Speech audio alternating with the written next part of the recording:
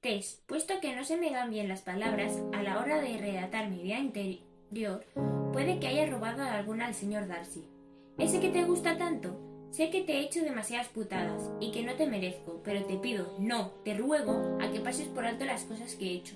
Soy consciente de que siempre te mido demasiado y lo lamento. Al principio de llegar a Estados Unidos lo odiaba todo. Me acosté con Molly una vez después de que tú y yo nos besáramos, pero solo lo hice porque no podía dejar de pensar en ti. Sabía que no eras tú. Cada vez que te veía quería más y más de ti. Se me ocurrían maneras de cabrearte solo por oír cómo pronunciabas mi nombre.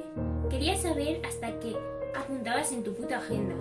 Casi te la quito ese día que se te cayó y yo la cogí, pero te la devolví. Después de aquella vez que tiré tus apuntes al aire en tu cuarto y te besé contra la pared, estaba demasiado prendado como para mantenerme alejado de ti. Consumías todos mis pensamientos. La primera noche que pasaste conmigo lo supe.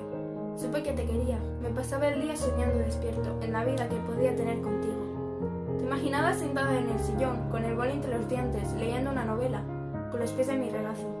Me torturaba quererte así sabiendo que tú jamás sentirías lo mismo. Supe que te amaba mientras subrayaba Tolstoy, o la frase que más me recuerda a nosotros. No sé de qué están hechas las almas, pero la suya y la mía son una sola, de Emily Bronte. No voy a perder el tiempo con excusas, porque no hay ninguna. Sé que seguramente ya es muy tarde, y más ahora que sabes todo lo mal que lo he hecho. Yo no soy romántico, ni siquiera simpático. No puedo prometerte que no volveré a hacerte daño, pero sí jurarte que te amaré hasta el día que te mueras. Lo siento, no pretendía que esta carta fuera tan larga. Supongo que la he cagado más veces de las que imaginaba. Siempre te querré, Hardy.